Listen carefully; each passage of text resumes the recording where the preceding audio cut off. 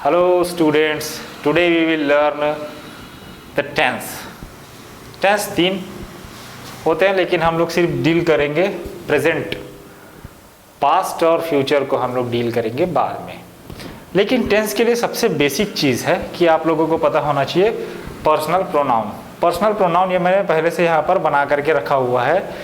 Personal pronoun first person, second person, third person, singular, plural. तो first person singular है I और plural है we, जिसको मैं बोलते हैं, और उसका एक वचन से ज़्यादा बहुवचन को बोलते हैं वी। यहाँ पर सेकेंड पर्सन में सिंगुलर और प्लूरल दोनों यू होता है। थर्ड पर्सन सिंगुलर में आपका ही, सी, इट या कोई भी व्यक्ति का नाम, और जैसे ही उसको प्लूरल बना देते हैं आप तो वो हो जाता है दे। अब इस टेबल को समझना है बहुत ज़रूरी इस वजह से है क्योंकि ये मैंने लिख करके रखा हूँ यहाँ पर प्रेजेंट सिंपल। अब प्रेजेंट सिंपल में आ गया आपका सब्जेक्ट, फिर उसके बाद है वर्ब का फर्स्ट फॉर्म, और उसके बाद है एस या ई एस, एंड देन है ऑब्जेक्ट। तो ज़्यादा ज़रूरी ये है कि ये एस या ई एस कब आएगा, ये हमेशा उपयोग में नहीं आएगा। ये कुछ स्पेशल जो सब्जेक्ट है वही आएंगे, तभी आप इनका प्रयोग करेंगे। तो वो आप तब कर पाएंगे जब आपको पता होगा कि पर्सनल प्रोनाउन से कोई चीज़ उठ करके यहाँ पर आई। जैसे कि मैंने यहाँ पर लिखा हो सब्जेक्ट, तो जो सब्जेक्ट और ऑब्जेक्ट है ये पूरे टेंस में आपका रहता ही है, सबसे कॉमन चीज़ है वो। सब्जेक्ट एंड ऑब्जेक्ट आपका रहेगा ही। बदलते हैं ये बीच के, वर्ब का हिस्सा जो है ये बदलता है, ये प्रत्येक काल में बदलता है। बाकी सारी चीज़ें आपका सब्जेक्ट एंड ऑब्जेक्ट में आप सेम रख करके उसको समझ सकते हैं आसानी से। फॉर एग्जाम्पल, यदि मैं लिखता हूँ आई प्ले, मैंने लिखा आई प्ले चेस, मैं चेस खेलता हूँ, मैं चेस खेलता हूँ। लेकिन जब मैं सब्जेक्ट लिखूंगा ही, तो इसके साथ ये हो जाएगा ही प्लेस चेस, ही प्लेस चेस हो जाएगा ये। अब ये क्यों हुआ? क्योंकि आपका सब्जेक्ट जो है वो थर्ड पर्सन सिंगुलर है, तभी आप वर्ब में ये एस या ई एस का प्रयोग करेंगे। ठीक है, बाकी आई, वी, यू और दे या कोई भी प्लूरल, बॉयज, गर्ल्स, ऐसा रहा तो जैसा ये प्रयोग किया गया है वैसा ही प्रयोग करना है। सिर्फ थर्ड पर्सन सिंगुलर के साथ ही आप प्रेजेंट सिंपल में वर्ब के साथ एस या ई एस का प्रयोग करेंगे। इसको बड़े आसानी से समझिए आप। इसका नेगेटिव मैं लिखूंगा तो ये होगा I do not play chess. ठीक, मैं चेस को नहीं लिख रहा हूं। और ही के साथ यदि मैं प्रयोग करूंगा तो he does not play.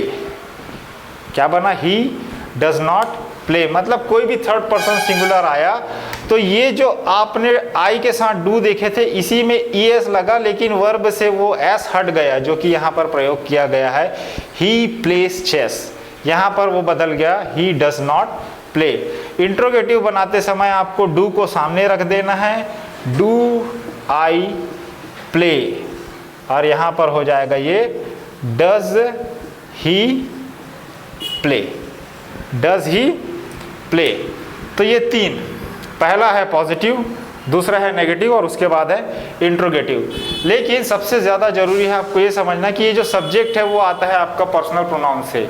Personal pronoun का मतलब I, you, we, he, she, it, या कोई भी नाम भी मैं लिख दूं। जैसे ही मैं आई लिखूंगा तो आपको पता चल जाना चाहिए कि फर्स्ट पर्सन सिंगुलर है ये। यदि मैं यहाँ पर यू लिखूं तो आपको पता चल जाना चाहिए कि ये तो सेकंड पर्सन सिंगुलर या प्लूरल है। अगर मैं थर्ड पर्सन मैंने यहाँ पर ही लिखा तो आपको समझ जाना चाहिए कि ये थर्ड पर्सन सिंगुलर है। क्यों? क्योंकि इसके बाद ही आगे के स्ट्रक्चर को आप बना पाएंगे। यदि आपने इनको ही नहीं समझा जो सबसे पहले आ रहे हैं, तो आपसे गलती ये होगी कि आप एस या ई एस का प्रयोग नहीं कर पाएंगे, या जहाँ पर लगाना है वहाँ पर नहीं लगाएंगे, किसी दूसरे प्रोनाउन के साथ आप उसका प्रयोग कर देंगे। और एक और बात, ऐसा सिर्फ इस काल में ही नहीं होगा, हर काल में कुछ ना कुछ परिवर्तन होंगे जो आपको समझने पड़ेंगे। जैसे कि अब हम लोग बात करेंगे प्रेजेंट कंटिन्यूअस टेंस में। यहाँ पर आपने देखा जो बाकी थर्ड पर्सन सिंगुलर को छोड़ करके जो बाकी है उनके साथ प्ले ही रहेगा, लेकिन जैसे ही आपका थर्ड पर्सन सिंगुलर हो जाएगा तो ही प्लेस हो गया वो। उसके बाद यहाँ पर नेगेटिव में ही डज नॉट प्ले हो गया, और इंट्रोगेटिव में डज ही प्ले हो गया। प्ले में जो वर्ब में लगा हुआ था वो नेगेटिव और इंट्रोगेटिव में हट गया। क्यों? क्योंकि वो बन चुका है अब डज, इस डू के साथ हमने उसको प्रयोग कर दिया। इसी प्रकार से इसका स्ट्रक्चर कहता है subject plus is, am, are और आपका प्रयोग होता है वर्ब का फोर्थ फॉर्म। यहां पर हम प्रयोग करते हैं वर्ब का फोर्थ फॉर्म। तो इसी सेंटेंस को यदि मैं बदलता हूं उस काल में, तो अब यहां पर मैं लिख देता हूं आखिरी में ऑब्जेक्ट। सेम चीज है, सब्जेक्ट, ये रहा आपका सब्जेक्ट, ऑब्जेक्ट, ऑब्जेक्ट। आपको सिर्फ समझना ये है कि बदल क्या रहा है। तो यहां पर है इज, एम, आर और वर्ब का चौथा फॉर्म। तो इज का प्रयोग आप करेंगे जब आपका सब्जेक्ट थर्ड पर्सन सिंगुलर होगा। एम का प्रयोग आप तब करेंगे जब आपका सब्जेक्ट सिर्फ आई, जो कि फर्स्ट पर्सन सिंगुलर है। और आर जो बच गए आपके प्रोनाउन जैसे कि वी, यू और दे या कोई भी प्लूरल नंबर, इसके साथ आप प्रयोग करेंगे आर का। और ये सारी की सारी चीज़ें आप समझ सकते हैं यदि आपको ये टेबल बहुत अच्छे से पता हो तो। अब मैं कुछ नहीं, इसी सेंटेंस को हम बदलने वाले हैं। जैसे कि मैंने लिख दिया इसको आई, तो मैंने कहा अभी कि आई के साथ हम प्रयोग करेंगे एम। अब प्ले बदल जाएगा playing, I am playing chess, ठीक। लेकिन अब मैंने यहां पर लिख दिया ही, तो थर्ड पर्सन सिंगुलर के साथ आपको प्रयोग करना है इज, और ये बदल जाएगा he is playing chess, he is playing chess, ठीक। तो क्या हुआ, I am playing chess, he is playing chess, you are playing, you के साथ आ जाएगा are, we are playing, they are playing, इन सब के साथ बन जाएगा आर। इनका नेगेटिव बनाने के लिए आपको कुछ नहीं करना है, जो भी आपकी सहायक क्रिया होगी उसके बाद आपको नॉट का प्रयोग करना है। क्योंकि ये ऑलरेडी यहाँ पर दिया हुआ है, यहाँ पर पहले नहीं था, वो पता होना चाहिए कि प्रेजेंट सिंपल में आपको डू नॉट और डज नॉट का प्रयोग करना पड़ता है। लेकिन यहाँ पर ऑलरेडी आपको इज एम आर मिल गया है, तो आप इसको बदल देंगे I am not playing chess, he is not playing chess, you are not playing chess, you are not playing cricket, you are not playing football। हर एक प्रोनाउन के साथ आप यहाँ पर प्रयोग करके देखिए, वो आसानी से बन जाएगा। और जैसे ही आप इसको इंट्रोगेटिव बनाएंगे, तो मैंने क्या किया था, यहाँ पर डू को सामने ला दिया था, तो अब यहाँ पर आप एम को सामने रख देंगे, एम आई प्लेइंग चेस, ये हो जाएगा एम आई प्लेइंग चेस, और ये क्वेश्चन मार्क। इसी प्रकार से आप इसको इंट्रोगेटिव बनाएंगे तो इसको सामने लेकर के आ जाएंगे और वो बन जाएगा इज ही प्लेइंग चेस। तो ये दोनों बहुत ही सरल और बहुत ही आसान है, लेकिन ये आसान बनेंगे जब आप ये पूरा पर्सनल प्रोनाउन को आप समझ जाते हैं। इसको समझिए, इसके साथ बनाइए। फॉर एग्जांपल आई, इसी काल में आई टीच इंग्लिश होगा तो यहाँ पर आई एम टीचिंग इंग्लिश हो जाएगा, यहाँ पर ही टीच इंग्लिश हो जाएगा तो यहाँ पर ही इज टीचिंग इंग्लिश हो जाएगा, ये हो जाएगा आई डू नॉट टीच इंग्लिश हो जाएगा तो यहाँ पर आई एम नॉट टीचिंग इंग्लिश हो जाएगा। ये है, ये ऐसे बदलता चला जाएगा। खाली आपको ये पता होना चाहिए कि ये यहाँ से यहाँ आया तो क्या होगा, वर्ब का फर्स्ट एस या ई एस, वो वहाँ से यहाँ आया तो इज एम आर और वर्ब का फोर्थ फॉर्म। अब हम इसके बाद बात करेंगे अगले टेंस की, और वो है प्रेजेंट परफेक्ट। प्रेजेंट परफेक्ट, तो प्रेजेंट परफेक्ट में मैंने अभी कहा कि सब्जेक्ट और ऑब्जेक्ट को तो आप कुछ नहीं करेंगे, उसको वैसे ही रख देते हैं, ठीक है। सब्जेक्ट और ऑब्जेक्ट को हम कुछ नहीं करते, उसको वैसे ही रख देते हैं। देखते हैं कि प्रेजेंट परफेक्ट में हमको क्या परिवर्तन मिलने वाला है। तो प्रेजेंट परफेक्ट में आप यहाँ पर प्रयोग करेंगे हैव और हैज का, और इसके साथ वर्ब का थर्ड फॉर्म। जैसे कि अभी मैंने लिखा था आई प्ले चेस, ठीक, उसी सेंटेंस को मैं यहाँ पर रखता हूँ आई। तो अब जैसे ही मैंने यहाँ आई लिखा तो आपको ये पता होना चाहिए कि हैज और हैव में से कौन सी चीज़, कौन सा सहायक क्रिया, इसको ऑक्सिलरीज कहा जाता है, तो कौन सी सहायक क्रिया आप यहाँ पर यूज करने वाले हैं। तो याद रखिएगा, जितने भी थर्ड पर्सन सिंगुलर होंगे उसके साथ आप लगाएंगे हैज, अर्थात ये। अब बाकी जो बच गए उनके साथ आएगा हैव। तो यहाँ पर आई है हमारा सब्जेक्ट, आई के साथ हम प्रयोग करेंगे हैव। आई हैव वर्ब का प्ले का थर्ड फॉर्म होता है प्लेड चेस। अभी मैंने नेगेटिव के बारे में आपसे कहा था कि सहायक क्रिया के बाद आप नॉट लगा दीजिए। यदि मुझे इसका नेगेटिव बनाना होगा तो मैं लिख दूंगा I have not played chess. इसी प्रकार से यदि मैं यहाँ पर सब्जेक्ट में ही कर दूंगा तो ये हो जाएगा ही, थर्ड पर्सन सिंगुलर है तो ये हो जाएगा he has played chess. He has played chess. तो ये आपका बन गया। अब इंट्रोगेटिव करना है तो ये हैव सामने चला जाएगा, यहाँ से ये हैज सामने चला जाएगा और ये इंट्रोगेटिव हो जाएगा और लास्ट में आप क्वेश्चन मार्क का प्रयोग करेंगे। इस बात को आप ध्यान से समझ लीजिए, बस इसमें और कुछ नहीं है, खाली हैज और हैव का आपको उपयोग करने आना चाहिए कि कौन सा सब्जेक्ट प्रयोग करोगे तो किस सहायक क्रिया का उपयोग आपको करना है। ठीक, अब इसके बाद बात कर लेते हैं। फिर से इसको मैं एक बार बता दे रहा हूँ कि यहाँ पर हमने खाली सब्जेक्ट और ऑब्जेक्ट को कुछ नहीं किया, बस आपको ध्यान देना है कि यहाँ पर हैज हैव आया। अब इसके बाद आ जाएगा आपका प्रेजेंट परफेक्ट। ये बदल दिया हमने इसको प्रेजेंट परफेक्ट में, ये आ गया आपका प्रेजेंट परफेक्ट। तो सीधी और साफ बात, ये बीच में जो इज एम आर हमने यूज किए थे अब ये भी बदल जाएंगे। ठीक, अब ये हो जाएगा हैज बीन और हैव बीन, तो ये हो गया आपका हैव बीन और ये हो जाएगा हैज बीन। ठीक, क्योंकि आपको यहाँ पर मैंने बता दिया कि थर्ड पर्सन सिंगुलर के साथ आपको हैज का प्रयोग करना है, तो सेम चीज आपकी यहाँ पर लागू हो जाएंगी इस पर भी।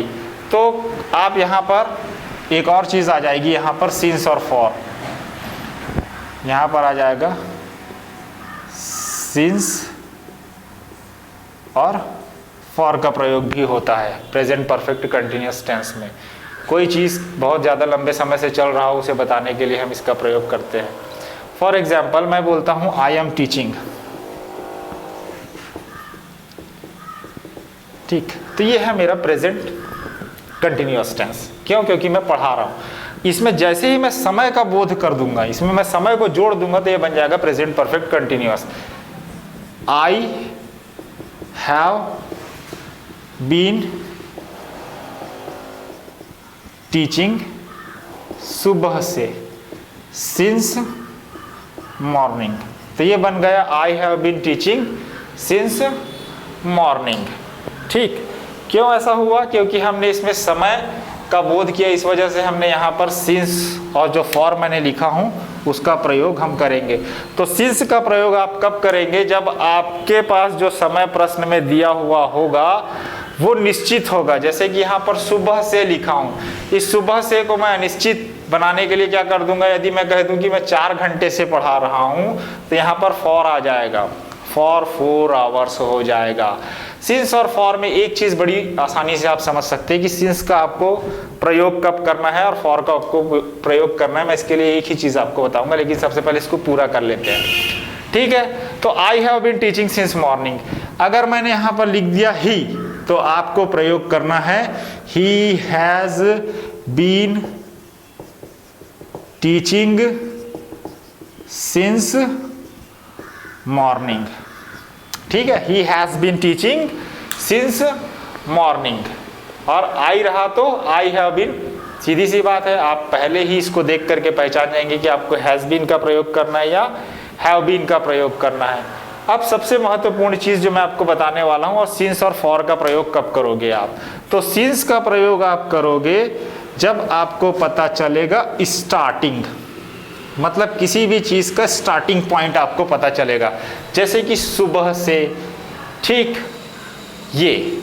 और फॉर का आप प्रयोग तब करेंगे जब आपको पता चलेगा पीरियड ऑफ टाइम, अर्थात पूरी काल अवधि का आपको इसमें ज्ञात होगा। जैसे कि मैं सुबह से के बजाय यदि मैं कहता 4 घंटे से, तो वो पूरा काल अवधि बता रहा है 4 घंटे का। इस प्रकार से जब आप काल अवधि देखेंगे तो आपको प्रयोग करना होगा फॉर, और जब आप स्टार्टिंग पॉइंट देखेंगे, जैसे कि मॉर्निंग है 2009, 2010 या कोई भी चीज़, जैसे कि टाइम 4 बजे 5 बजे ऐसा दिया हो, तो आप प्रयोग करेंगे सिंस का, और उसके बजाय 4 घंटे, 5 घंटे, 4 दिन, 5 दिन, 4 महीने, 2 महीने ऐसा कुछ दिया हो जिससे कि आपको पता चले पीरियड ऑफ टाइम, याद रखिएगा काल अवधि, और यहाँ पर आपको सिर्फ पता चलेगा स्टार्टिंग पॉइंट, मतलब कब कौन सी चीज़ शुरू की गई है पढ़ाना। जैसे मैं बोल रहा हूँ I have been teaching since morning, सुबह से। तो यदि आप ये 2 चीज़ को समझ गए तो आपको सिंस और फॉर में गलती नहीं होगा। इसको प्रोनाउन में भी पूछा जाता, सॉरी इसको प्रीपोजिशन में भी पूछा जाता है, और खाली स्थान में ज़्यादातर इसको पूछा जाता है, तो बस इस बात का ख्याल रखिएगा। तो ये हो गया आपका टेंस का काम। अब इसका नेगेटिव यदि बनाना रहेगा तो आप हैज़ के बाद not, he has not been teaching English since morning हो जाएगा, और यहाँ पर आई हैव नॉट बीन। इसी को इंट्रोगेटिव बनाएंगे आप तो हैज़ को सामने लेकर के आ जाएंगे, has he been teaching English since morning, और यहाँ पर हो जाएगा have I been teaching since morning. अब सबसे बड़ी चीज़ जो मैं आप लोगों को बताने वाला हूँ वो ये है कि इसको आप समझेंगे कैसे।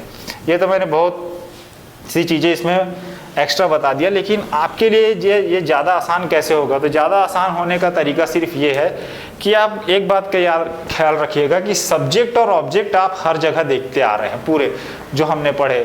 तो हमने प्रेजेंट सिंपल में देखे वर्ब का फर्स्ट एस या ई एस, इधर आ गया सब्जेक्ट, इधर आ गया ऑब्जेक्ट। फिर हमने कंटिन्यूस में देखे इज, एम, आर देखे हमने, और वर्ब का फोर्थ फॉर्म देखे। फिर हमने देखे हैव और हैज़ देखे, और यहाँ पर आ गया वर्ब का थर्ड फॉर्म। और फिर हमने देखा हैव बीन और हैज़ बीन, और हमने इसके साथ क्या देखा वर्ब का फोर्थ फॉर्म। तो क्या सीखा आपने?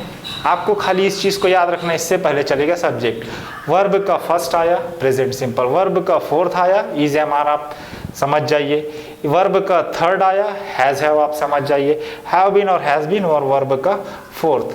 तो ये क्या बना आपका 1 4 3 4, ये बन गया आपका 1 4 3 4। अब आपको खाली ये याद रखना है ये प्रेजेंट सिंपल है, ठीक, ये इज एम आर, ये हैज़ हैव, और इससे पहले हैज़ बीन और हैव बीन। आई होप कि आपको ये समझ में आया होगा। फिर भी यदि आपके कोई प्रश्न हो तो you can comment me and tell me. अगर आपको ये समझ में ना आया हो तो बिल्कुल कमेंट कीजिएगा। वैसे उम्मीद है कि आपको समझ में आ गया होगा। Thank you.